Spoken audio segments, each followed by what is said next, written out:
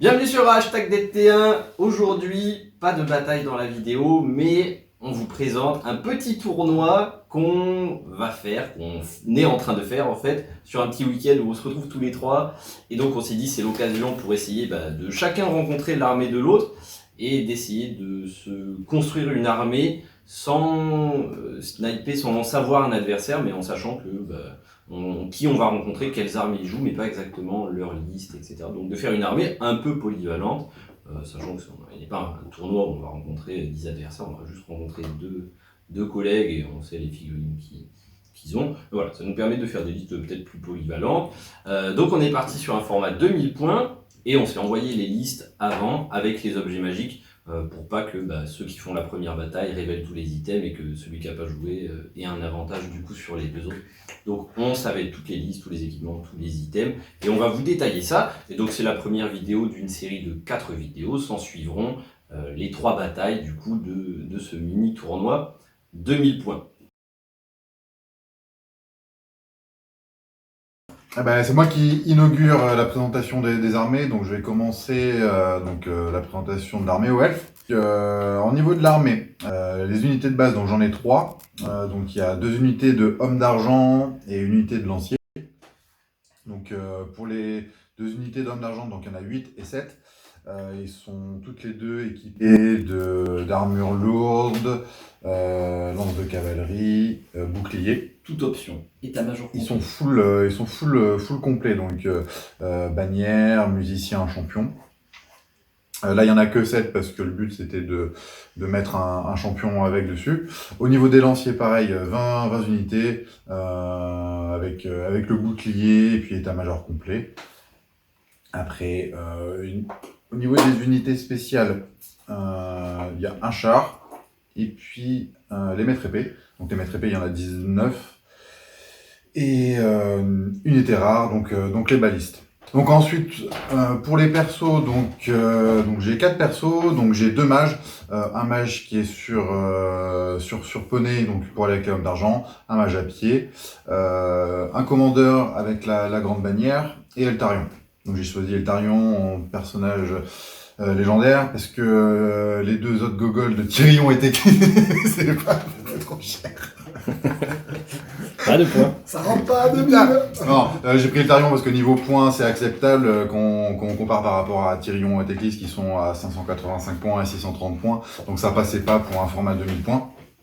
Donc voilà, donc pour rentrer un peu plus dans les détails, au niveau de la cavalerie, donc rien de particulier, sauf qu'il y a un mouvement neuf. Donc ça c'est intéressant pour aller sur les flancs ou autre. Save de plus aussi. Sauvegarde de plus aussi, donc ça peut être bien. Les lanciers, ça c'est bien pour essayer de retenir des charges. En plus que normalement ça combat sur 2 rangs, mais les lanciers aux elfes combattent sur 3 rangs. Sur le char, rien de particulier. Les balistes, donc on peut soit tirer comme un jet normal, soit baliste à répétition, donc c'est 6 tirs de baliste. Donc ça peut faire des dégâts. Et ensuite, les maîtres épées. Donc les maîtres épées, ils ont la règle spéciale maître escrimeur, qui font qu'ils attaquent toujours par ordre d'initiative. Donc même s'ils sont chargés, s'ils ont une initiative un peu plus importante, ils peuvent attaquer en premier. Donc ça c'est bien parce clairement, vu nos armées, il n'y a aucune figurine qui aura plus de... Ouais. Initiative que... Donc ça peut être bien pour tanker une charge et puis attaquer avant. Donc en plus avec le plus 2 en force, comme c'est des armes lourdes, c'est toujours bien. Sachant que du coup j'ai mis la grande bannière avec. Donc la grande bannière, elle avait la bannière du dragon, ce qui fait que elle peut pas être prise pour cible par la magie. Donc que ce soit de la magie alliée ou ennemie, donc immunisée à la magie. Donc ça pour des projectiles magiques ou autres, au moins ça c'est safe le temps d'arriver au corps à corps. J'avais prévu aussi de rajouter Eltarion dedans. Donc Eltarion qui du coup est le général de l'armée parce qu'il n'est pas soumis à la règle intrigue de la cour. Donc ce qui fait qu'en rejoignant les maîtres épées, du coup ils sont tenaces parce que c'est le général de l'armée et immunisés psychologie. Donc ça c'est plutôt bien.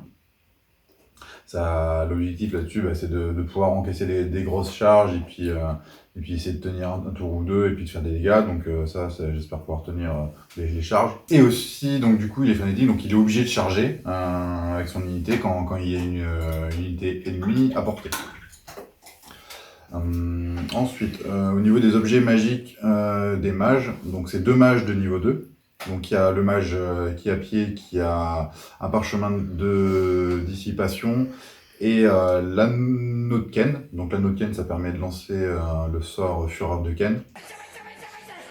Et puis le mage sur poney, lui il a l'anneau de Corin qui permet de lancer le sort Anathème de vol. Donc en fait ça c'est à 24 pouces. On dévoile les objets d'unité et on peut le détruire en fonction si c'est pas dissipé. Donc ça peut être pas mal pour casser des armes magiques ou des armures pour pouvoir faire du dégât avant d'aller au corps à corps. Donc voilà un peu pour la présentation des est-ce que Eltarion il a des objets magiques? Alors Eltarion, alors c'est pas vraiment des objets magiques, mais c'est plus des capacités de combat. Donc il peut choisir de comment il va se battre. Donc soit il se fait toucher uniquement sur des 6, soit il a +1 pour toucher de son côté, soit il a +2 attaques, soit il a +2 en force. Donc après il a une capacité de combat de 8, il a 4 attaques de base et 4 de force. Donc ça fait soit 4 attaques force 6 ou 6 attaques de force 4. Donc ça peut être pas mal.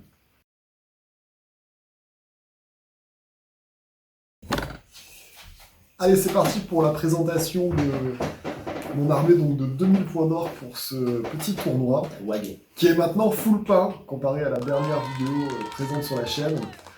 Alors, on va donc commencer par une petite remarque. C'est malgré tout, on savait que le tournoi serait assez magique parce que donc, Mathieu nous avait dit qu'il avait envie de mettre son slan et du coup le slan héros à 600 ou 700 points polarise tellement la game que si on le sait pas, ça c'était quand même manœuvre de dire que si je partais slan ou Carnosaur. Voilà, donc il a fallu un petit peu intégrer de la défense magique dans la liste et donc je vais vous détailler, essayer de vous détailler un petit peu comment. Donc général de mon armée est Borgut. Donc Borgut, héros orque noir, endu 5 de PV, il va avoir 3 attaques force 6, une force 5, un plus de save relançable, et sa capacité coup de boule lors d'un duel, donc si jamais une attaque de force 7, si jamais elle blesse, rend la CC de l'adversaire à 1 coup de boule. Qu'est-ce qu'il a d'autre? Il a aussi la capacité de, à partir du moment où il rentre dans une unité d'orque, il ne pourra plus en sortir, mais l'unité devient costaud. Donc plus un force, plus un CC, bon, ça devient force 4 rendu 4, ça devient un des troupes semi-d'élite et c'est toujours agréable. Il sera accompagné, donc comme c'est un héros, il sera accompagné d'un... Donc j'ai choisi un seigneur sur sanglier. Il a de la résistance magie avec l'armure de mort qui fait une résistance de 2 pour lui et le régiment qui l'accompagne. Je lui ai rajouté un bouclier enchanté, comme ça il a une 1+ avec le cuir épais des sangliers. Et il va avoir en arme le pic goré, donc 40 points, qui va faire plus une attaque et plus un force par rang de l'unité lors de du tour de charge. On m'appelle Monsieur Porc. Va être accompagné, voilà, on continue un petit peu la défense magique. Donc j'ai 2 scrolls caddie de chaman gobelin de niveau 1 avec 2 PAM chacun. Parce que j'ai très peur. On va continuer sur la gauche. Je vais commencer à vous détailler les unités de base et puis après un petit peu la logique de ma liste. Donc on a 13 gobelins sur loup avec bannière musicien. Le chef coûte trop cher, hein, donc ça dégage. Les gobelins, donc là on a que le musicien pour essayer de se rallier quand même à 6 parce que 5 ça fait vraiment pas beaucoup. Et aussi 2 fanatiques qui sont déjà en train de foutre le bordel alors qu'on n'a pas commencé à jouer. Une autre petite unité de 5 chevaucheurs de loup qui pourra toujours aller chercher un petit quart de table ou charger quelque chose de dos, enfin on verra. Et donc le pack qui est un peu le chausson de Borgut, le pack de 24 orques. J'aime bien jouer par 25 parce que ça permet d'aller chercher les tests un peu plus loin pour les tests de panique, donc sur du tir ou de la magie, des 25% d'unité. Voilà, donc ça c'est mes unités de base, que j'ai tout cassé. Unité spéciale, Donc vraiment la grosse unité d'élite très percutante qui est censée accompagner donc une cavalerie orc sauvage avec 9 gars état-major complet. Une autre unité d'orques noirs pour essayer de regarder dans les yeux un peu n'importe qui. Hein. Donc eux, ils vont être armure lourde, bouclier, état-major complet avec bannière de guerre, donc bien stéroïdé. Le char, et le char, 2 balistes, et un petit géant pour finir le tout. Donc en gros, l'idée de la liste, généralement, quand on est orc, on joue beaucoup de phases, hein. Enfin, en tout cas offensif, qui va être la magie et le corps à corps.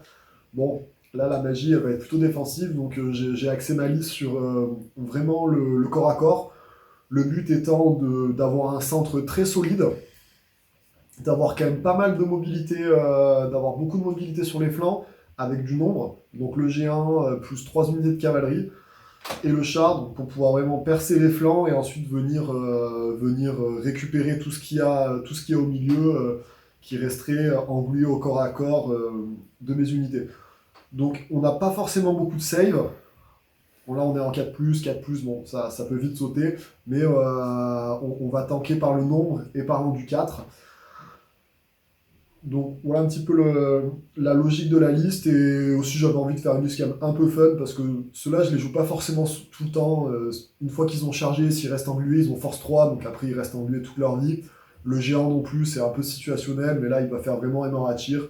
Et le char à orc est souvent préféré par des chars à gobelins, mais pareil, il a été peint il n'y a pas longtemps, donc j'avais vraiment très envie de le sortir. Très bon critère de sélection. Voilà, très bon critère de sélection. N'est-ce pas? Oui.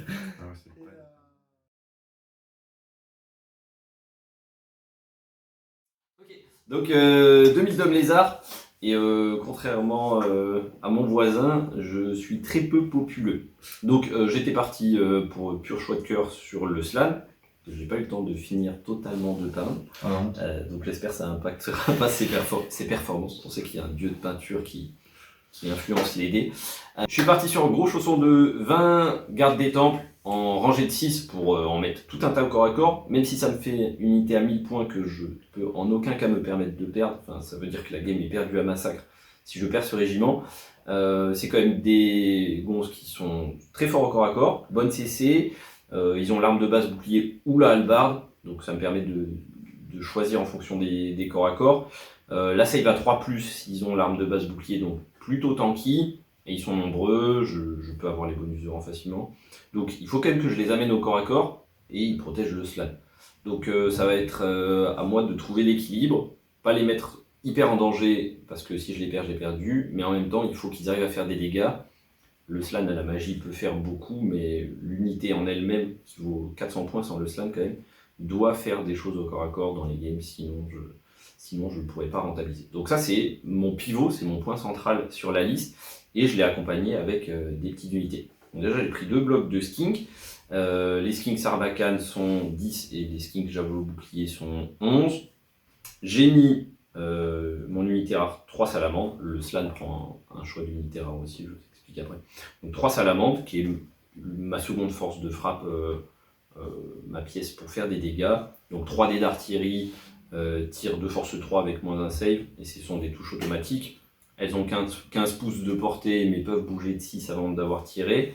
Ça peut faire très mal, ça peut aussi fail, mais voilà, le but dans chaque game, clairement, c'est d'arriver à les faire survivre et qu'elles puissent faire 4 ou 5 phases de tir dans la partie pour déstabiliser des unités, enlever des rangs et me permettre de gagner au corps à corps. Donc avec les gardes des temples, et puis avec les 19 Saurus de base qui sont là, qui permettent un peu de grossir la ligne, parce qu'un seul régiment, c'est clairement pas tenable.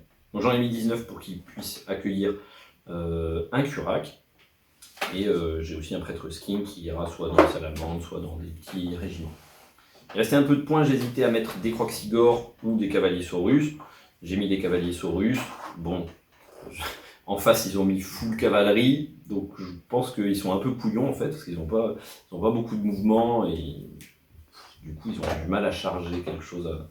Donc on va voir comment on les utilise, peut-être en contre-charge, à voir, ils seront peut-être plus en soutien qu'en percussion, quoi. Donc à voir. Alors pour les personnages, donc petit prêtre skin, qui est niveau 2 quand même, pour aller chercher des pouvoirs en plus, pas forcément pour lui, mais pour le patron. Il n'a pas d'item magique, il est juste là pour les dés de pouvoir. Il peut donner son champ de vision que le prêtre Slann peut utiliser, donc ça peut être pas mal si j'ai besoin de cacher le Slann des balistes. Lui pourrait aller chercher les lignes de vue. Voilà, donc c'est un point de flexibilité. Le Curac avec l'amulette du guerrier jaguar pour avoir un mouvement 9, vous l'avez déjà vu plusieurs fois. Il a l'arme lourde force 7, parfait pour on-shot tout ce qui est char et machine de guerre. Et il y en a. Et puis je lui ai mis l'aura de Quetzal qui lui fait une 1/3+ contre les attaques de force 5. 4+. Et il y en a 4+, 4+. Et donc le prêtre Mashlan, que j'ai évidemment par pur plaisir passé 2e génération, donc il vaut plus de 650 points. Il a une plaque de domination pour avoir un dé de pouvoir et un dé de dissipe en plus à chaque phase. La plaque de d'époque pour connaître un sort de plus, donc il connaît 6 sorts. Et un diadème de puissance qui lui permet de récupérer 2 dés non utilisés à n'importe quelle phase et de les garder pour sa prochaine phase. Et que ce soit mes dés ou des dés de l'adversaire, que ce soit des dés de pouvoir ou de dissipation, je peux les garder. Donc en gros, ça me génère plus de dés. Ça me fait une liste qui peut avoir 11 dés de pouvoir à chaque tour. Et c'est pas mal, sachant que le Slann a +1 pour cast. Il est 2e génération, ce qui veut dire que dès que je jette un sort, je gagne un nouveau dé. Je peux rajouter un dé si je veux à ce sort. Donc en fait, je peux avoir 17 dés au total. Je peux lancer 17 dés sur une phase de magie. Donc il y a vraiment un gros potentiel. Vous avez des pannes, hein, mais Quel cochon, quoi. il y a un gros potentiel à voir ce que j'en fais. Il faut tirer les sorts. Je peux prendre dans tous les domaines, mais je les tire quand même au hasard. Il est grande cible, donc il est sujet à prendre des coups de baliste. Il a 8 PV dans du 5 avec une belle 1/4+. Mais voilà, pareil, si par un hasard ou un acharnement, bah, je le perds, c'est la game qui se plie totalement, quoi. Donc, le Slann 2e génération donne des points bonus s'il meurt. Donc il vaut 650 points, mais si on le tue le général, il y a 200 points de plus parce qu'il est seconde génération. Enfin, ça fait quasiment 1000 points qui partent si cette figurine tombe. Il est GB. Donc et il est GB, évidemment, il est GB pour 25 points. Parce que pourquoi pas, et étant dans les gardes des temples qu'il ne peut pas quitter, ces derniers sont tenaces. Donc commandement 9, tenace, relançable. Avec le flegme, je suis sur 3D. Donc c'est vraiment un gros pivot, c'est la pièce centrale. Vous qui nous à regardez, rentabiliser. faites les stats. Faites les stats, oui, on les a pas fait. Parce que la flemme. Ratez un test de Flegma 9. Relançable. on va voir. Voilà pour ma liste. Donc c'est parti, petit plan, stylé, et puis les batailles. Let's go. Bonne chance les gars. Allez.